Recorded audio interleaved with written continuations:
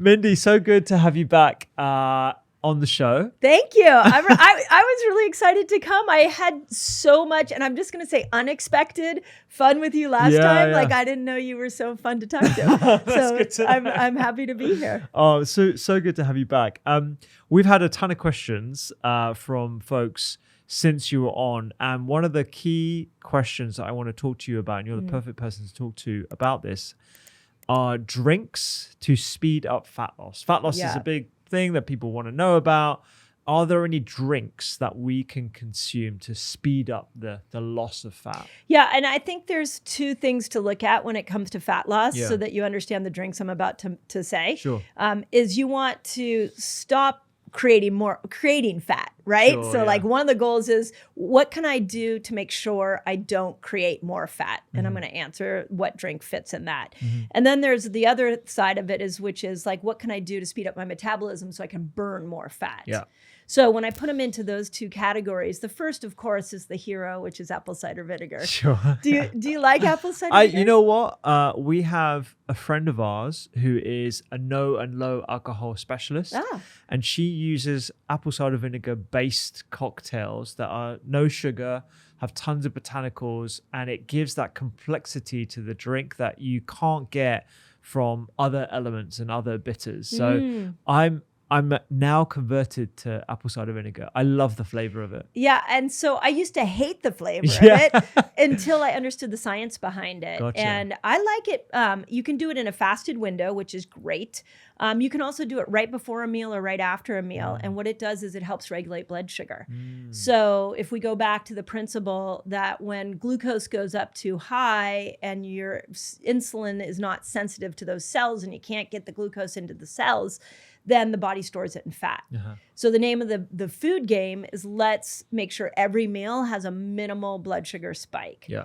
Now, what happens, and many experts have been sharing this, but what happens if you look at a piece of chocolate cake and you're like, that's going to be a big spike, then drinking apple cider vinegar will help regulate that, adding some fat, of course. But then if we look at it in the fasting window, what we saw a lot, this one like blows me away, and it just shows how poor the metabolic health of our world is that when people go into a fasted state, their blood sugar goes up. Oh, really? Yeah. All right. It's crazy. So what the typical trend, or a very common trend, I should say, is that when people switch over into this fat burning system, they may see a decrease in their blood sugar in the beginning, but then there's at some point along the fasting journey, it spikes up. Okay. And the only explanation I can find for this is it has to be the body releasing glucose. So it has to be, glycogen stores that get triggered in the absence of glucose coming in. Yeah. So in those scenarios, how are you going to regulate that sudden influx? And we have found, based off of CGMs on our community, is that if they drink an apple cider vinegar drink, when that happens, it really stabilizes all of that. Okay. Yeah. So when you're in that faster state, you're not getting any sugar coming in. Right. Your body has amazing stores like within your liver, within your muscles, where it can release the stored glucose that's stored in glycogen,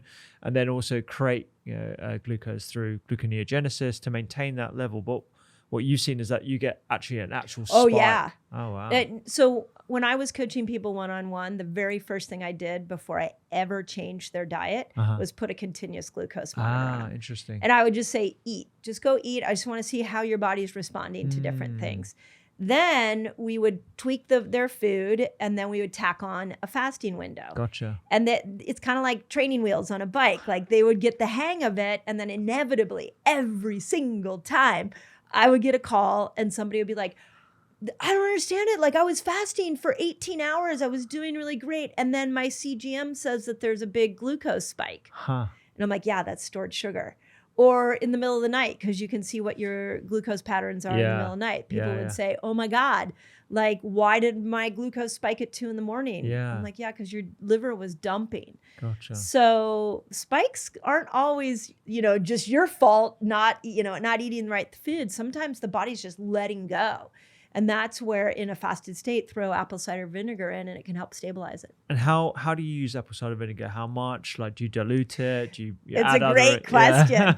Yeah. So, what I typically saw when I first looked into this was like a tablespoon of apple cider vinegar for like a pint, if you think of like a beer glass. Like 500 mils. Yeah. So that's typically what we would recommend. Mm-hmm.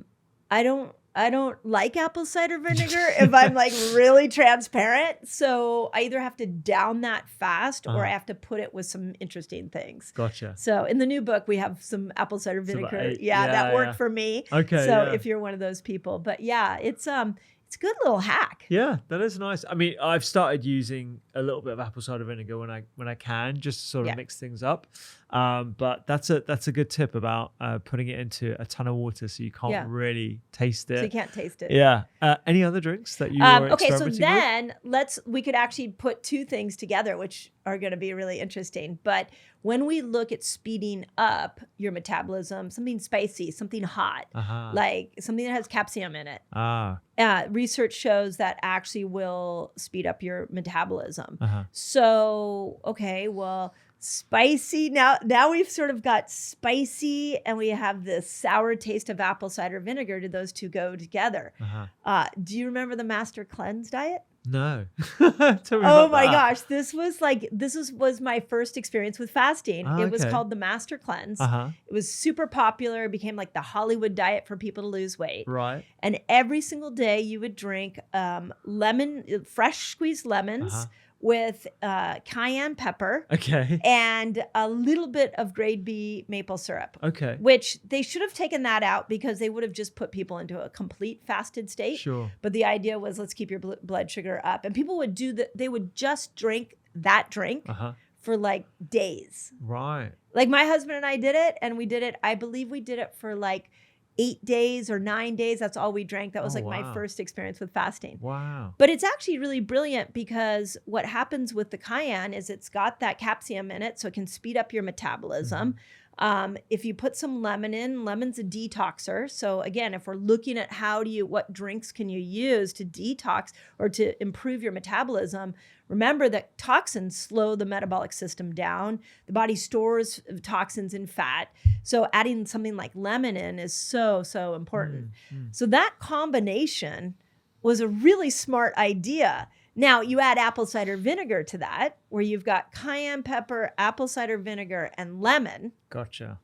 And now you have yourself a drink that will not detox you, will regulate your blood sugar, and will speed up your metabolism. Gotcha. And would you have that drink, that concoction, only in a fasted state, or can you use that even when you're out of that fasted state? Yeah, you can use it outside of it as well. And again, remember that the name of the game always is how do we regulate our blood sugar? Yeah. Like if we just all of us spend the rest of our life like being curious about our blood sugar, I mean, we would solve so many chronic health problems. So a drink like we just talked about, if you do it before a meal, it'll make sure that meal has a minimal blood sugar spike.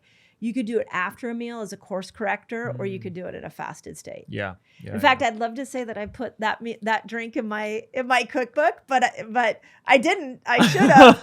I just thought of it now, actually. But putting those three things together are really important. That could be in the next edition. You never That's know right. If you're going to do another cookbook. Although I know that this one's been quite a journey for you. Yeah. I'm not sure I'm ready. I need a couple-year break before I do another one. Yeah. Okay, so that's an interesting one. So capsaicin, that combination with the sort of vinegariness, the citrus of lemon juice and apple cider vinegar. Are there other sort of elements that you have found that have boosted up the metabolism, boosted up fat loss? You know what's really interesting? Everybody else found this one, which is coffee. So why do we do coffee when we're in the fasted state? Well, for starters, most people skip breakfast, and we can talk about that if that's a good idea or a bad idea, because I have mixed opinions on it. Okay. But if you do coffee in the morning in a fasted state and you add some MCT oil, what that does is we know if it's clean coffee, it's stimulated autophagy. So it's cleaning out the cells, which is amazing. We know that coffee and caffeine, especially if it's caffeinated, can raise the metabolism just a tad. And then you add the MCT oil in it and it kills hunger. So that combo, you've got, again, a detox, you got a hunger killer, and you have a gentle, mild increase in metabolism. Yeah. So I think that's why I'm not always telling people get off coffee. Sure. Just be careful what you put in it. Yeah. And I think the quality of coffee, like you alluded to, is really important because a lot of coffee does appear to be poor quality in terms of molds and pesticides. And actually, when you look at independent lab testing of common coffee brands, you do find a lot of contaminants. And so, there are certain coffee brands, I think, in the States, there's Purity. In the UK, there's Exhale Coffee. If you haven't come across them, I'll give you a bag. I know They're brilliant. Purity. I don't know Exhale, though. Yeah, they're pretty much the equivalent. Actually, the founders know each other as well. Really? They vibe. Yeah. That's awesome. So it's a really good brand. And in terms of like the independent lab testing, they go that step further because they realize a lot of coffee is not the best quality. And so I think it really depends on. Yeah. Yeah. And then, so it's an interesting dilemma. And I'm sure you have this as somebody who's an advocate of food, is that you say coffee and people go meander into their local, coffee shop. And they're like, oh, this is going to speed up my metabolism. But we have to have nuanced conversations because if you're walking into the franchised coffee shop and you're getting a cup full of chemicals with a plastic lid, now you've got an issue where the body doesn't know what to do with all those chemicals, so it's going to store it as fat. And that's not what we're talking about. Yeah. We're talking about clean coffee, MCT oil, and then the cream that works best for you because cream works different. Yeah. Do you in the same line of coffee with the caffeination and the polyphenols, do you recommend other sort of caffeinated drinks in that realm? Like I'm thinking green tea, matcha, yerba mate. Are those sort of all the other fat loss? Yerba mate is amazing. I mean, there's so many studies on yerba mate killing hunger as well. So I've done a lot. I like yerba mate iced. So I do a lot of iced yerba mate in the fasting window. So really good point. Green tea for me, if I have it in a fasted state, it makes me nauseous. Really? Yeah. So if I put green tea in a fed state, fine. It's really good. But so it's not one that I gravitate towards. Okay. Yeah. And there's actually, I heard this a long time ago that when you look at coffee, black tea, and green tea, they all have different caffeine deliveries. So we're only looking at the amount, but it's how it gets delivered into your body. Oh, gotcha. So coffee is the quickest hit. Okay. Caffeine's coming in very, very fast. Right. Black tea is going to be a little slower, so it might take double the time for that caffeine to get into your system, so it's a gentle lift. And green tea takes the longest to get into your system. So it was actually the guys from Peak Tea. Okay. They were like, if you're going to look at your caffeine delivery system over the course of the day, you would do coffee in the morning, black tea maybe mid-morning or midday, and green tea in the afternoon, because it gets divvied out in a much slower way. Gotcha, yeah. Per his recommendation. Yeah, gosh, I've never really thought about that because I think most people will just look up on Google amount of caffeine per 100 mils of coffee, amount of caffeine per 100 mils of green tea, without really thinking about the delivery system and just how quickly you absorb said caffeine. Yeah. Yeah. Isn't that crazy? Yeah, that's super interesting. Yeah. Okay, these are great drinks. So apple cider vinegar, capsium, coffee. Any others that we missed out? Yerba mate, I think, is a good one to put on there because we do that a lot in a fasted state. Well, I mean, the way you asked the question was what speeds metabolism up. There's another piece to what you drink in your fasted state is what do you do when you're hungry? What do you do when you're bored? And that's where you can look at, I mean, we've tried all kinds of fun things. Like we've taken mineral water and put them in wine glasses. So you feel kind of fancy. Okay. And some people some people do decaf coffee because they're gripping to their coffee. Other teas are fine. You can do, any kind of herbal tea in your fasted state as long as it doesn't have cream or sugar in it. So I like to encourage people to drink something in the fasted state. It just can't raise your blood sugar. Sure. Yeah. So. Are there other things that you've noticed within your community that raise people's blood sugars that are outside of what they are eating and drinking. Just a quick one. If you're enjoying this content, you will love my mini series on inflammation. I go through the different types of foods that you should be having, what inflammation actually is, plus lifestyle practices to reduce inflammation. You can get it for free right now in the link in the caption below. Back to the podcast.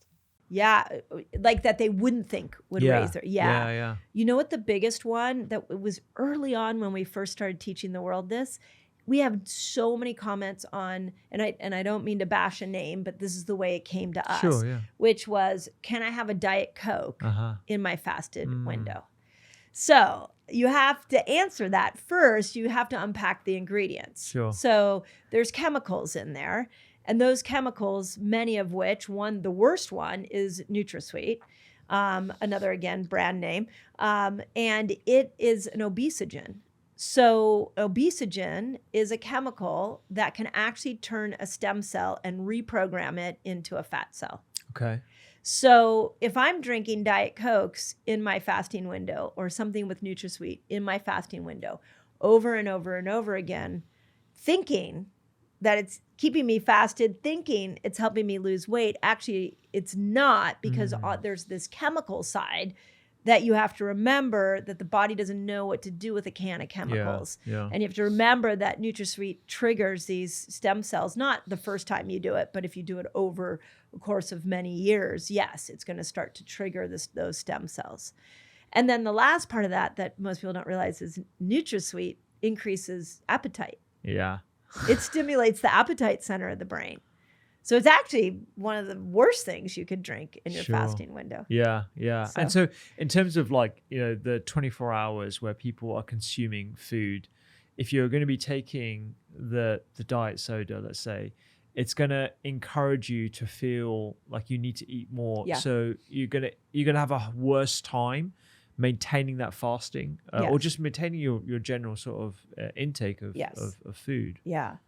You mean the whole goal is when you switch over into the fasted state, you shouldn't be hungry. Sure. Like your hunger over as the hours go on should be fine. And if you drink something that either spikes blood sugar or stimulates the hunger hormone or the hunger centers in your brain, you may just really struggle with your fasting window. Yeah.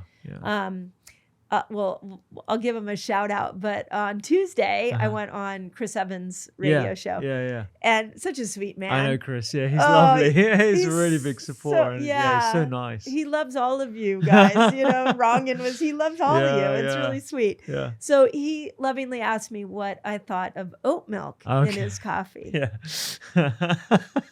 Okay, just so I don't know if Chris is going to listen to this, but in case he's going to listen, I just have to say, because I said it very politically correct to him on live radio, but I'm like, no, Chris, no, not oat milk. And there's multiple reasons. If you're going to make your own fresh oat milk, fine.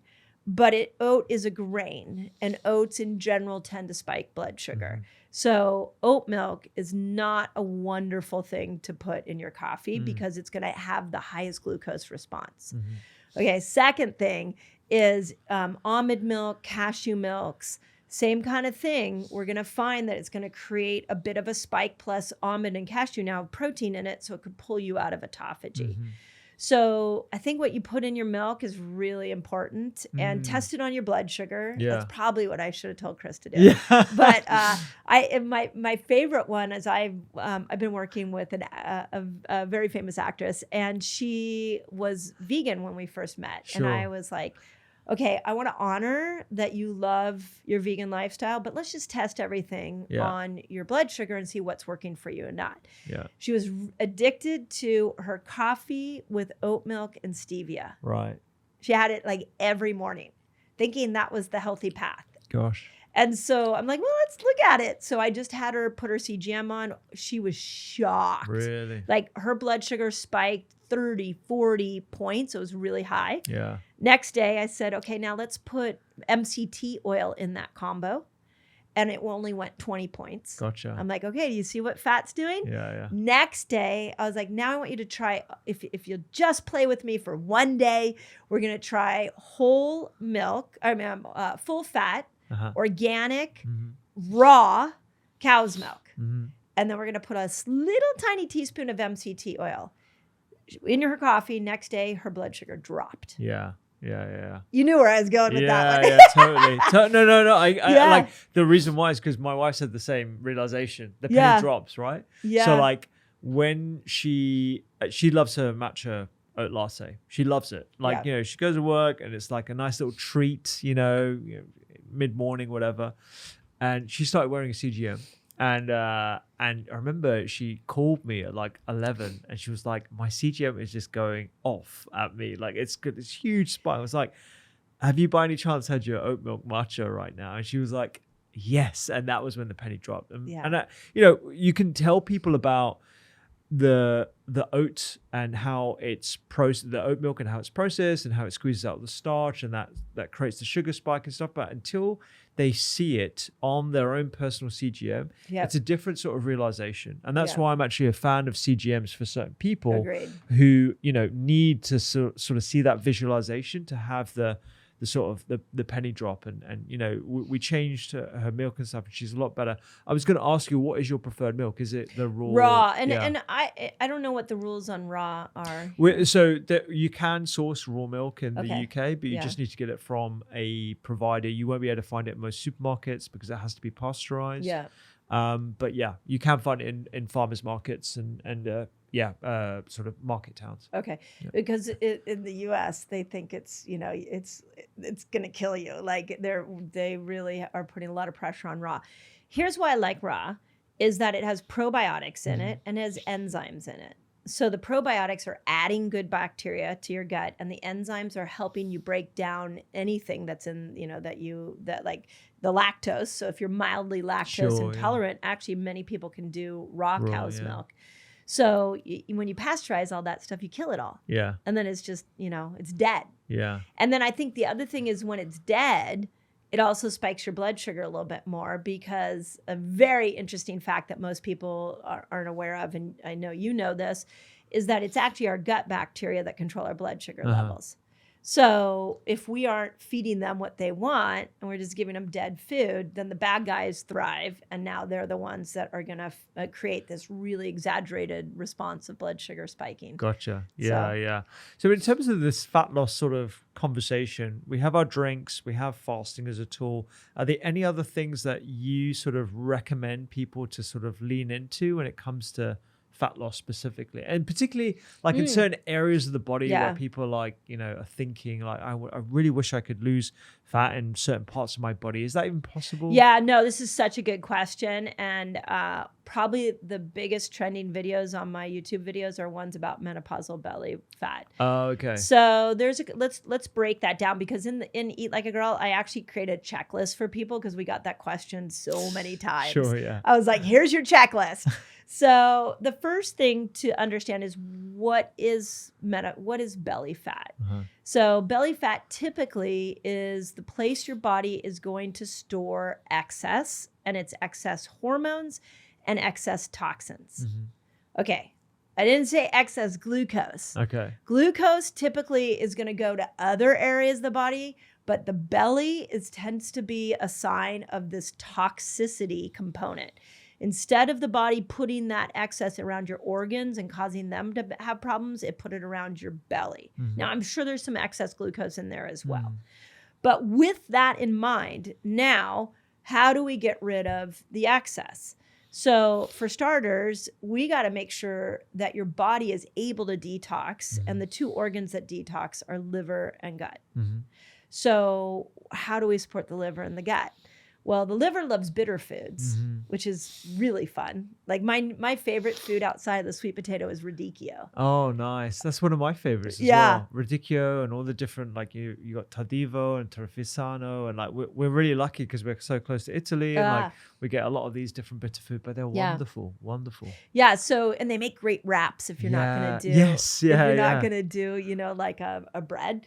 So, so lots of bitter foods, dandelion greens, ginger, lemon. We're back at the benefit of lemon. And that will support your liver, which will help you break down these toxins and get them out of your system. If you can get those toxins out of your system, then your body's not going to store them in menopausal or in that belly fat area. Mm-hmm. So the liver is keen. And then alcohol, avoiding alcohol. Mocktails are becoming really popular. We have some great ones in the book, but mocktails are the greatest thing that ever was invented, as long as they're not packed with sugars. Sure, yeah. So, but Which is very hard to get, isn't it? Like most mocktails, I think of like really sugary, fruit juice based, and a lot of people think they're doing the healthier thing by avoiding the alcohol and go for the mocktail. Yeah, that's not the case. No, right? No. I mean, it's healthier, but it's not healthy. Yeah. So when you're looking at that extra weight, supporting the liver is super helpful. Then the gut, you got to make sure that your gut is stabilizing your blood sugar, is breaking down hormones. So I think we talked about this the last time, but if not, it's a cornerstone of this new book, which is we have a set of bacteria in our gut called the estrobolome. Mm-hmm. They break estrogen down. Mm-hmm. Okay, so what do you do with the woman who's been on birth control pills for over a decade? I just read a study on this the other day. Birth control pills actually change the diversity of our gut microbiome. Okay. And they upregulate the bad guys, and they create an environment where the good guys, which make up this estrobolome, actually become deficient. Mm. And one of the major things that they do is they upregulate a bacteria that blocks us from being able to extract flavonoids, which are antioxidants, from our foods. Mm. So a woman goes on the birth control pill, and what's the most common thing you hear? I gained weight. Yeah. Well, you gained weight because it changed your microbiome. So what we see, I mean, again, the audience that I've been working with is like 35 to 65. Okay. And it's in that time period that women are like, I don't know, I don't get it. Why am I gaining weight? And what they don't realize is something maybe like the birth control pill that they had been on in their 20s and in their teens changed the gut diversity. And now the gut really needs some rehab. It needs us to add those foods in that let the good bacteria increase, and so that the bad bacteria go away and don't dominate. Mm. So I think, it's a very nuanced answer. Yeah. But again, I'm trying to get people to think this through for themselves. Totally. I know. I appreciate the nuance, because I think we do need to sort of teach people the principles behind why you're suggesting certain foods. Why would it be the bitters? So, people who are adverse to that flavor actually learn to appreciate it and like, oh, well, this is going to be impacting my body by providing nutrients, by providing certain elements that I might not be having from other certain foods. So that's why I'd want to like try and encourage it, even in small amounts, and then titrate it up. Yeah. And then the other thing that is, I've been really trying to teach this recently to people, and I think they're grabbing it, and it's easy in the summertime, which is eat only in the light. Mm. So like we've been debating fat eating windows in my community, and we have people, that start to attack fasting because they're like, oh, you're supposed to eat breakfast, which we can chat about that in a moment, because I literally got the answer on breakfast from the horse's mouth, Sachin Panda. Oh, okay. Panda. I brought him on my podcast. I was like, tell me about breakfast from a time restricted eating standpoint. Uh-huh. But I think the biggest thing you should do is let's just make it easy on yourself. Like, eat in the light, because what happens is when it's dark out, melatonin's around. Mm. And when melatonin's around, and this is the way Sachin explained it, and I love it this way. He's like, melatonin makes you sleepy, but it also makes your pancreas sleepy. So if you're eating in the dark, you're going to have less of an efficient insulin system, because the pancreas is going to sleep as melatonin is coming in. That's a really good way of putting it. Yeah, I've never really thought about the impact of the circadian rhythm on the activity of your other organs. That makes sense. Isn't that fascinating? Yeah. The other thing, since we're on it, the other thing we learned, and this is probably a geek out between you and me. Maybe the audience is enjoying it. But we have our bacteria, actually day bacteria and night bacteria are different in our gut. Mm-hmm. So when it gets dark, all of a sudden there's a change of guard with the gut bacteria. I don't think I appreciate that. That's what he said. And he said, and the night bacteria kick in. No way. Okay, so what happens to people that travel across time zones and the circadian rhythms all mixed up? What's going on with their gut bacteria? I haven't looked into the science on that, but for people who are struggling to lose weight and are really missing that ability to break down estrogen, and so it gets stored all around that belly fat, look at your sleep patterns and look at your eating patterns in conjunction with the dark and the light. Yeah. Let's talk about Eat Like a Girl. The sequel to Fast Like a Girl. I'm sure it's, in direct response to a ton of questions that you've had about breaking fast and what you should be eating when you're not fasting, etc. You've talked about this concept called foundational 5. What are the foundational 5? Yeah, so it's really interesting. I don't know if you find this, but I feel like we have gone from this place of looking for absolutes in the nutritional world. So right now we have a fight between the carnivores and the plant-based people. If you dig deep onto socials enough, you'll see that they're all going after each other. And then we have a big debate right now about, okay, how many grams of protein should I have? And should I be counting carbohydrates? And I think in all of this discussion, there's so many possibilities and so many things that are amazing, but we're trying to create absolutes that are frustrating to the average person. They're like, just give me the Cliff Notes version. Give me the short list of what I should do.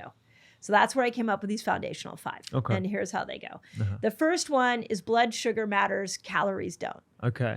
Okay, now there's been criticism on calories. People are like, but wait, there is evidence that calorie counting works. I don't know a single human that tries to count calories and can sustain counting calories and knows exactly how many calories they did output and how many calories they did input. They can make guesses, but it's a lot easier to look at your blood sugar. So, and the reason that blood sugar is important is because if you have extra glucose, if you have extra insulin every single time you eat, what your body's going to do is it's just going to pass that on to fat. And now it just is going to stick in fat. So let's get everybody into blood sugar. We have a massive metabolic problem in our world right now. And why can't we dial in just something as simple as teaching blood sugar? Like I have a vision. You're about to be a dad. Yeah, Are we allowed to say that? Is yeah, that okay? Yeah. Absolutely. I'm like, I was about to. Like, am I not letting the cat out of the bag here? But you're about to be a dad, and I'll tell you one of the things that I would have done if it was available when my kids were younger was somewhere about like 10. I would have put a CGM on them. Oh, really? And I would have just said eat. And I would have done it. We celebrate Halloween's a big deal in America. Sure, yeah, I would have put it on around Halloween. Yeah. I would have had them just test everything so they could see it. I think if we put a continuous glucose monitor on every single human on this planet, it would change the relationship they have with food and with their body, because nobody knows what food's doing to them. So. But not everybody has that resource. So let's come up with some easy to follow ways to look at this. Sure. So you should be energized after a meal. You shouldn't be sleepy. If you're energized, you nailed that meal. If you're sleepy, you spiked your blood sugar too much. You should not be hungry every 2 hours. If you're hungry every 2 hours, your blood sugar is unstable. So. And then mental clarity would be the third one, I would say. Every time you eat, again, your energy should be solid and your brain should be on point. If it's not, what you just ate potentially had too high of a blood sugar spike. Gotcha. So again, we could just teach people that. Yeah. Being more intuitive about your food instead of blindly just eating and not actually recognizing when you do have those highs and crashes, I think is a great principle that most of us have forgotten about. Yeah. Probably because we've kind of lost the respect of how privileged we are to even have the opportunity to eat as often and as, casually as we can today. It used to be a very somber affair. Yeah. And our choices were limited. Yeah. Now we can just sit on our couch and go to our phone and have it delivered to our front door. Totally. Yeah. And so, yeah, it's exactly. a problem. Yeah. And just being more intuitive about like what happens how you feel, the blessing of this food. Yeah. Yeah. I think it's, definitely something that we need to teach folks to be more intuitive. And that's why it's number one. It's like, okay, if you're plant-based, like, and you really want to stay plant-based, let's make sure it's working for your blood sugar. So like in Eat Like a Girl, there like over 70 of the recipes are plant-based. Oh, really? And I actually hired a plant-based chef who is a master chef for the Four Seasons Resorts. She's amazing. The plant-based food is incredible. Yeah. But the biggest thing was like, we have to test these on and make sure they're stable for your blood sugar. So we spent a lot of time tweaking the recipes to make sure that happened. Fab. But if you are, I ran into a woman the other day in a grocery store in LA, and she told me she was doing the carnivore diet for her SIBO, for small intestinal bacterial overgrowth. And it was working for her. She was feeling so amazing. Okay. Does that mean that we all should rush out and do the carnivore diet? No, it doesn't mean that. It just means that she found a tool that worked for her gut, and I'm sure that probably stabilized her blood sugar too. Yeah. So that's why it has to be the number one principle. Yeah, absolutely. I love that. Okay, so being a lot more intuitive, knowing how you're feeling, energized, the crashes. What are some of the other foundation? We don't need to go through all of them, but I think So another one that I think is really, really shocking to people. There's a couple of them, but one is eat for your microbes, not your taste buds. Gotcha. Yeah. So think about this. What do we do when we go to pick a food? We all culturally say, what am I in the mood for? Okay, every time you ask what you're in the mood for, you're asking your taste buds, and then taste buds will respond. So if you've been eating the Western standard diet that's making everybody addicted to food, they have hijacked your taste buds. They have put chemicals into those foods to give you a dopamine response. So your taste buds, they are not a good consultant when it comes to the food you put into your mouth, because you got to make sure that you are not satisfying your taste buds with the wrong foods that create these dopamine responses. So that's the first thing. Second thing on the microbes is your microbes actually control your taste buds. So one of my favorite fasting studies was done on the every other day diet. And the every other day diet was you eat whatever you want one day, and then one day you don't eat. And then eat whatever you want one day you don't. And they took a group of people through that experiment for a year. A year? A year. Wow. At the end of the year, everybody had lost weight, mostly around the midsection. Okay. Everybody's metabolic markers improved: cholesterol, fasting glucose, hemoglobin A1C, even the liver enzymes, like so many things improved. But what shocked them is that they were making different food choices by the end of the year. Okay. So the reason for that is because what they realized, they were doing all kinds of tests, and stool samples were one. What they realized was that their whole microbiome changed. And when their microbiome changed, the microbes in their gut told their mouth and their brain to crave different things. So they experience food differently. I've seen this so much. This happened when I first started using fasting as a healing tool, where people would tell me, I lost my taste for wine just from fasting. Really? Because there was a microbe change in the gut.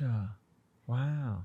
Fascinating, right? Yeah, it is. Yeah, absolutely. So like people who say I'm sugar addicted. I can't stop eating sugar.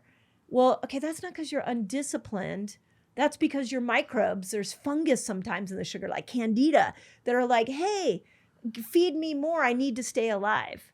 So when we're looking at these things that we have so much of a challenge with willpower getting over, have we actually stopped and thought, maybe it's not my brain, maybe it's the microbes. Yeah. And if I change my microbes and I get off these foods that are like hijacking my dopamine system, maybe I actually will crave different foods. And that's what we've seen work. Yeah, absolutely. And on the subject of obesogens, I know we just talked about it briefly before.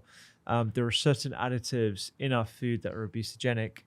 Are there others that you've come across in your sort of foray into your community and what you've seen in research that are big no-nos when it comes to obesogens and things that encourage us to put on weight and put on fat? Yeah, it's a great question. So there's a whole chart in the book. Okay. And no, I'm going to tell you the answer. I'm not trying to avoid the answer, but I just want to explain to everybody how hard it was for me to narrow these down. Yeah. So I originally in the book put a whole chart on food, and then I put a whole chart on beauty products, and then I put a whole chart on like the pans, like Teflon pans and things like that have chemicals in them. There are a lot of scientific words that nobody understands. So through the editorial process, some of that got pared down. But I tell you that to say there are so many. So let's start with one that I think everybody's exposed to every single day, which is pesticides. All right. They're a known obesogen.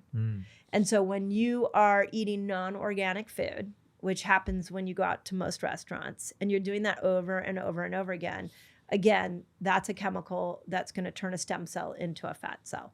So that's a big one. Second one, really popular right now, being talked about a lot, are plastics.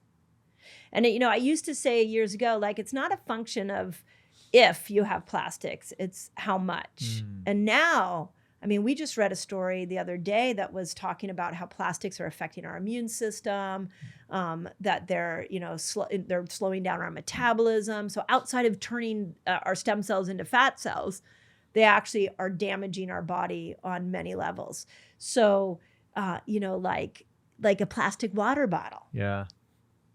Like, I hate to be that picky, but like plastic water bottle. Yeah. Every single day, how's your body detoxing that? How is that changing your stem cells? Yeah. Heavy metals are another big one. So, when you're looking at things like the cans you're drinking and there's aluminum in there, or even the pans you're using, like many of that is that there's a lot of off-gassing there. The chemical, I can't even pronounce its name, that covers Teflon pans, that's an obesogen. They are everywhere. Yeah. So when you look at like how big the obesity problem is right now, what I hope everybody gathers from this conversation is it's not because we're undisciplined anymore. The list is long of these chemicals that the body doesn't know what to do with, that is hijacking so many natural processes in our body. Yeah. And so it starts to ramp up our fat cells. Gosh, this is a scary subject, isn't it? We had Professor Schwann on the pod a couple of years ago talking about the plastic problem. And even then I was like, oh gosh, like, am I ever going to be able to conceive with the fertility rates plummeting? And one of the key reasons which she cites is the fact that we have so many plastics and all the different sort of varieties of microplastics that can affect everything from sperm motility to obesogens and weight and stuff.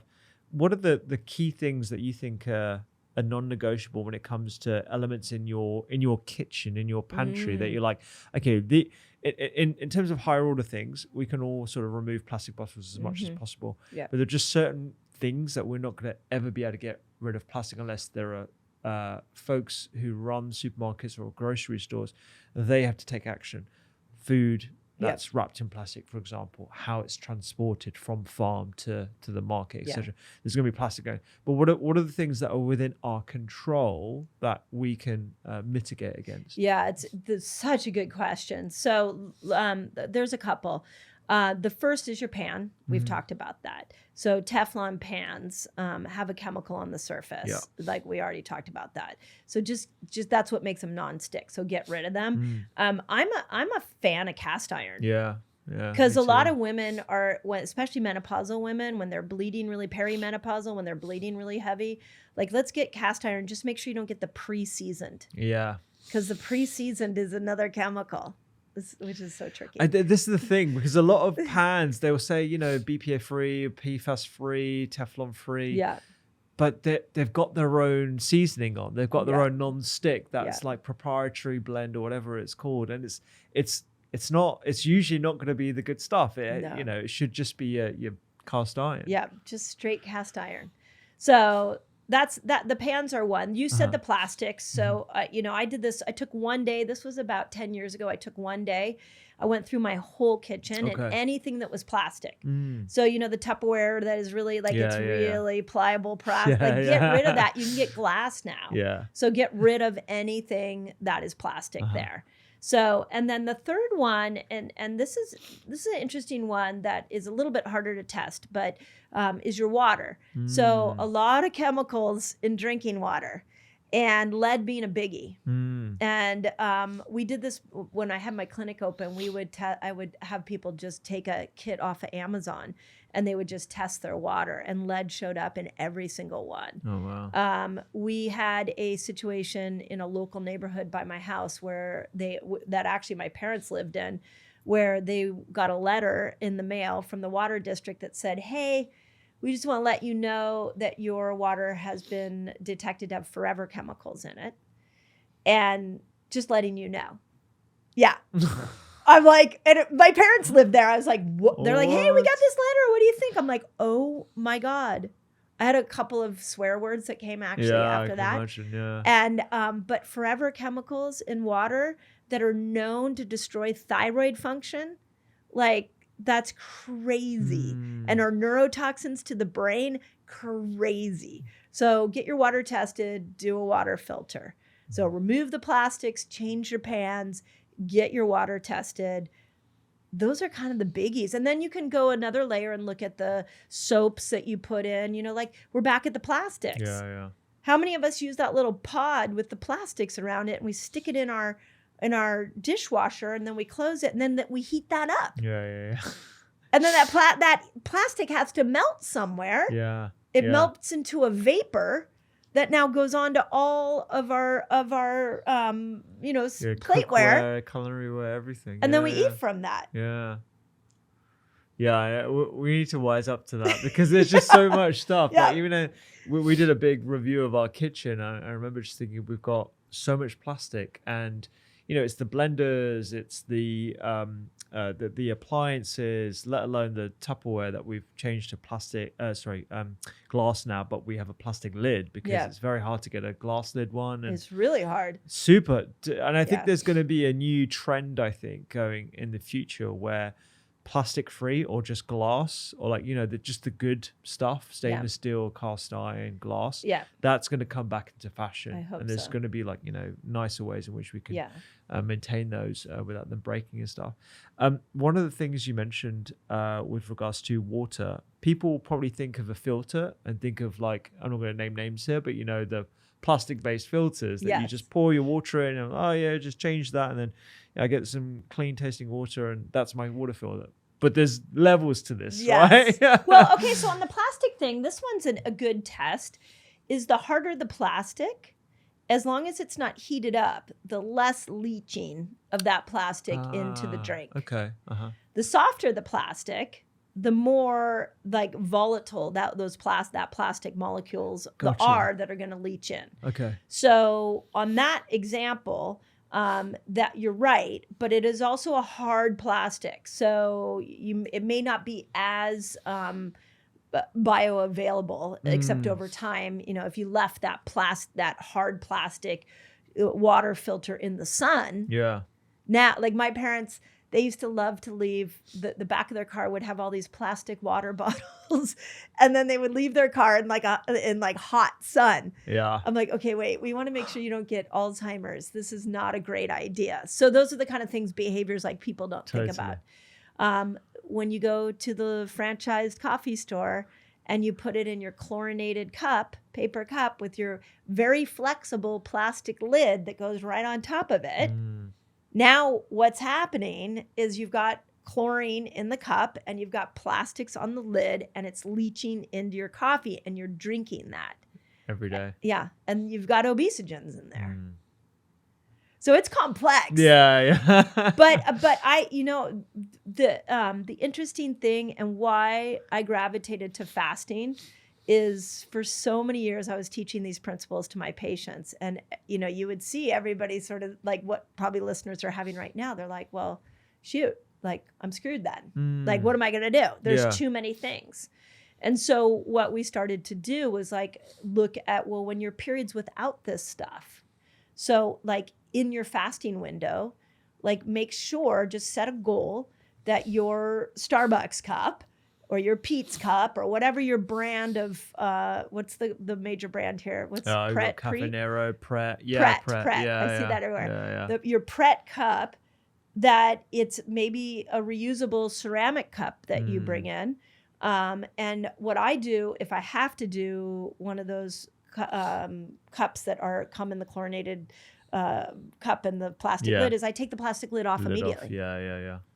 And I drink it without the plastic lid on it. Gotcha. Yeah. So the little hacks here right. that you can sort of like, use to mitigate. Let's talk about a bit of a lighter subject. Yeah, right. Sorry. No. This is great. I think people need to know this.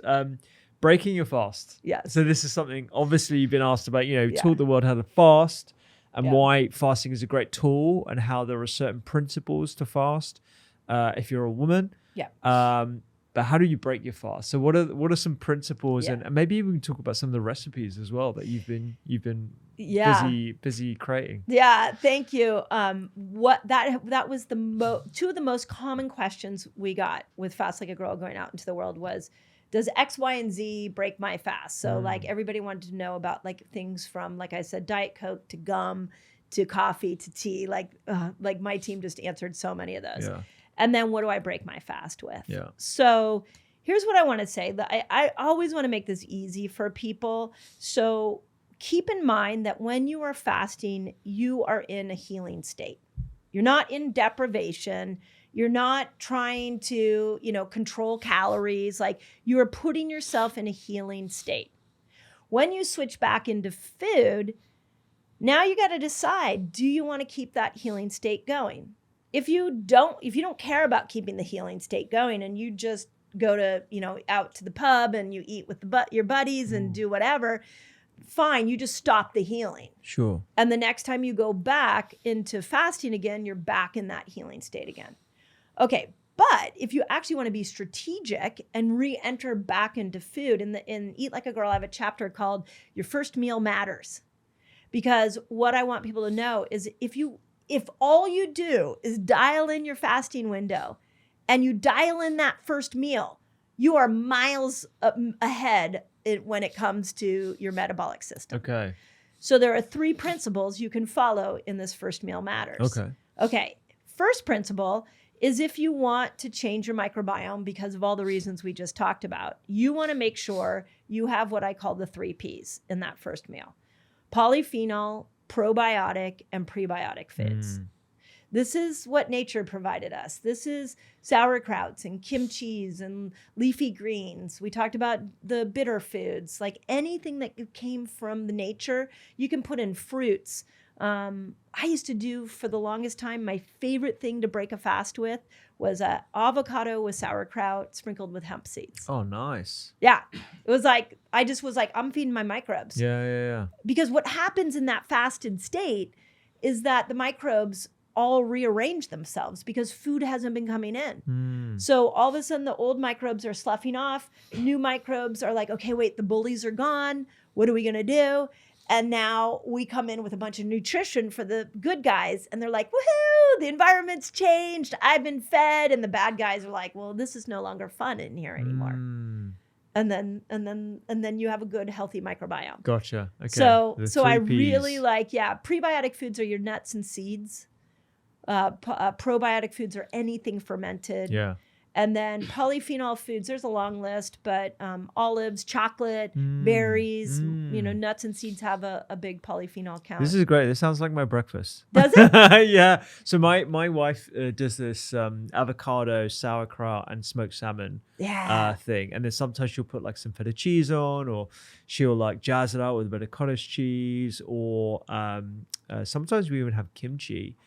With some eggs, and then like I always have berries or some sort of fruit on the side, some berries, and then like maybe like a bit of, again, like cottage cheese, something like that, or maybe even mascarpone. So yeah, this is great. So 3 Ps. Yeah. 3 Ps. So that's principle. Like break your fast. Ask yourself, what am I going to feed my microbiome? Gotcha. Okay, second thing when you go to break your fast is how am I going to build muscle? So huge criticism of fasting. And I am here to dispel this myth. Okay. That fasting breaks muscle down. Okay. Okay. Working out, by the way, lifting heavy weights breaks muscle down. So it's, to fall into that thought pattern, you would have to pull weightlifting into it as well. But what does happen is your body does release stored sugar from your muscles. And it's just like it reorganizes the gut, it's reorganizing your muscular structure. It's depending on how long you fast, it's getting rid of that stored glycogen that's in there because it thinks you better have some glucose in the system so you could go far and go find an animal. So it needs the glucose to come, out of the muscle into the system so we have energy for the brain and the cells to go. Okay. So with that in mind, many people feel like their muscles are actually shrinking, but that's not what's happening. The muscles are making themselves a more efficient, they're remodeling themselves. So in the break fast meal, if I come in with a bunch of protein, now I'm giving them the amino acids they need so they can build themselves stronger. So 30 grams of protein, I'm a big fan of that. There's a lot of people out there proselytizing that. Make sure that first meal has 30 grams of protein or more, and you're going to start to see more muscle growth. Gotcha. So that's the logic behind that. That's great. And do you always go 30 grams or do you titrate it to people's weight or this is actually a really interesting discussion to have with you because I've seen both happen. I've seen, there was a recent study that came out where they said you should have and could have up to 100 grams of protein after every workout. Now, if you look at ketobiotic, which is one of my lower carb, lower protein style of eating, I bring your total protein down to 75 grams because I look at ketobiotic as a weight loss tool. Gotcha. It's like a diet you use at the right part of your cycle or a style of eating to bring down you to be able to lose weight. So in that you wouldn't have enough protein. But I did that because, and this is my question for you, I did that because I see some people go on these high protein diets and they start gaining weight. Their metabolism can't seem to break down protein. And so it stores it as extra glucose, which gets stored as fat. Yeah. I mean, I tend to err on the sort of the amount that you need, not an excess amount. So the amount that I think most people need is 1.2 grams per kilogram of body weight. Okay. So for an average sized person, let's say a 70 kilo person, that's around 90 grams. So there's still nearly 30 grams of protein per meal if you're doing 3 meals a day, that is. The higher amounts at 1.5 to 2 grams, I think if you're in to muscle building mode, so you want to put on muscle, or you are of a certain age where you don't absorb as much protein, that's the only time I would really push up to that higher level. Yeah. The lower amounts, you could risk sort of losing a bit of muscle, I would say, but if you're going to be increasing your protein consumption later on in the week, then it could potentially balance out. Yeah. So and I think the big paradigm shift that I'm seeing is away from protein adequacy and actually optimum protein amounts. So protein adequacy in the UK anyway, we do it 0.8 grams per kilogram of body weight. And by that metric, everyone's eating enough protein. But by the 1.2, 1.5, which is sort of like the middle ground, we're not eating enough, particularly if you are largely plant-based, like myself, for example. And you're getting your beans and you're getting your krauts and the polyphenol-rich foods as well. So I like that. It's a good nuance to say that because I took the theory of 1 gram to 2 grams per every, and we go by pounds, you go by kilograms, that you want to be of ideal body weight. And we rolled it out to our community. Now I have a lot of menopausal women in my community. And when we rolled it out, many of them gained weight.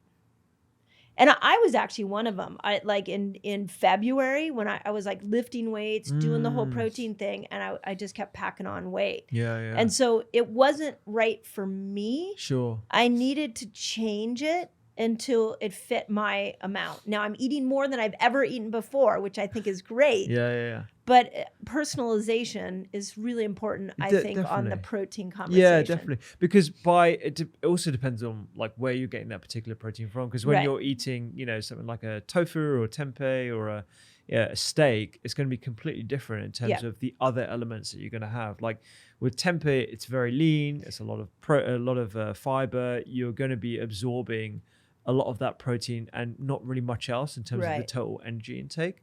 Whereas if you're going to be having a fillet steak or a ribeye, that's very different in terms of all the other stuff that you're going to have to be processing, the fats, the high amounts of protein as well. Right. So I guess that packaging of like how you consume your protein is something that most people need to be aware of.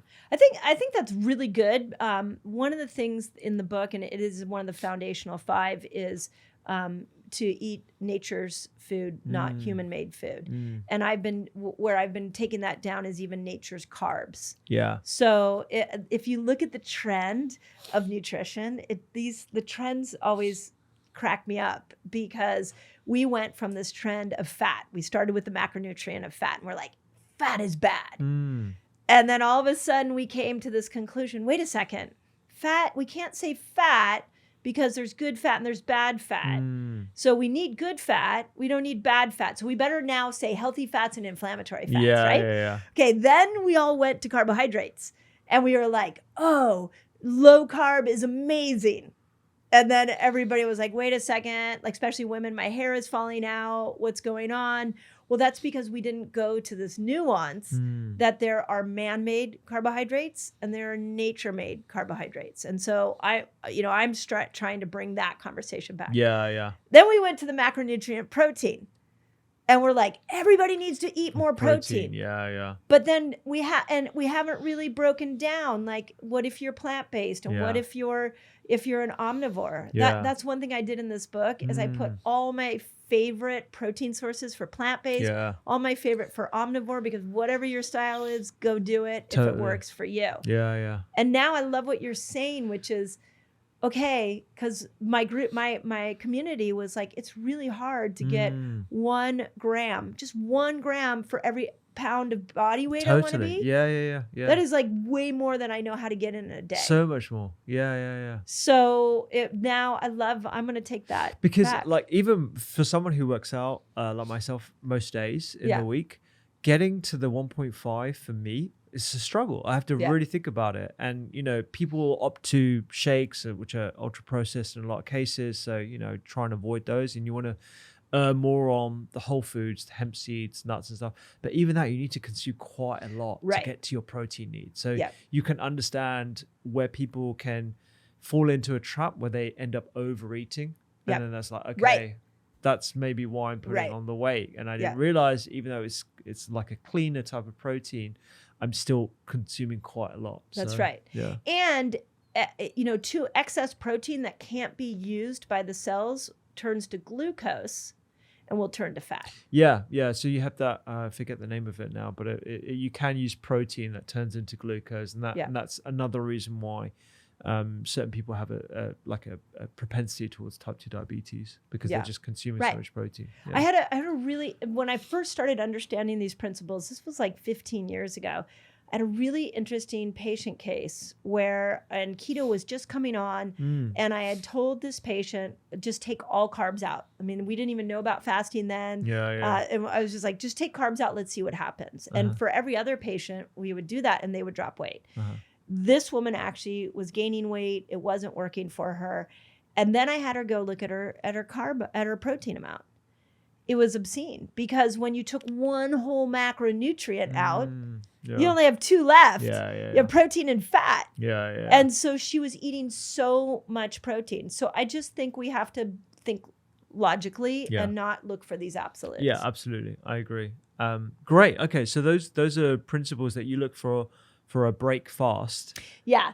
Those are the last principle for breaking your fast. So the first, just so we keep people clear. The first one was you're going to break your fast with the 3 Ps to help the microbiome. Yeah. The second is you're going to break it with protein to build muscle. I also have a whole bunch in the book on how amino acids, I call it, there's 24 nutrients we need to make hormones. And so there's a lot of amino acids. So protein brings those. Yeah. The last one is to make sure that break fast meal has a good fat in it. And this is to stop the boomerang effect. So the boomerang effect is I opened up my eating window and now all I want to do is eat and I can't control myself. And if I had $1 for every time I heard that story, I would be a very wealthy woman. So I decided, well, let's try putting fat in that break fast meal, because what fat does is it slows the absorption of glucose and it kills the hunger hormone. So when we started doing that and then combining it with protein and then combining it with the 3 Ps, now if you think about it, your microbes are satisfied. So they're going to control blood sugar. They're not going to tell the taste buds they're hungry. Your muscles are satisfied. The protein's giving you amino acids. So protein in general is a very satiating macronutrient. And then fat has curbed your blood sugar. So if you just put those 3 together, you're solid. Yeah. So the avocado, I could have, sometimes I would add I eat meat. I could add chicken breast. You could add lentils to it. Lentils are my favorite bean. Yeah. But in the book, we have like a whole recipe section just on break fast meals. Amazing.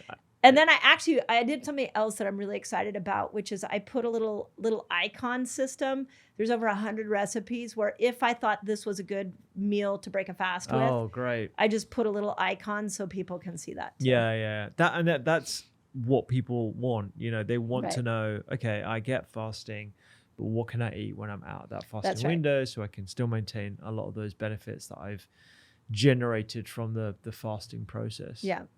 Epic. Well, we need to get in the kitchen. So there's a lot to say on food. Yeah, I know. Yeah, we should get into the kitchen and we should make one of these recipes from your book, because I think the more people get used to like experimenting with different ways in which you can use food, not just from the nutritional benefits, but from the pleasure aspect, the joy aspect. A lot of people think about nutritional medicine as something that is restrictive. It sucks the joy out of living, but actually you can really experiment with different flavors, making your own fats. Like there's just so much fun to be had. Yeah, and you can change your taste buds by eating different foods, and then all of a sudden the taste buds, because you're changing the microbes, and the microbes can change. Like I feel like we haven't had respect for how fun food is. We like to eat it, but we eat it because we want the dopamine response. But when I say fun, I mean like you can eat it and your body could feel amazing. Yeah. And isn't that kind of exciting to think about? Yeah, absolutely. Yeah, this is going back to what we were talking about, feeling energized instead of drained after your meal. So yeah. Beautiful. Let's jump in the kitchen. If you liked that episode, you will absolutely love this episode I did right here with Dr. Mindy Pelz. We talk about fasting, the benefits of fasting, as well as specifically what women need to know about fasting. You can check it out right now by clicking on the link.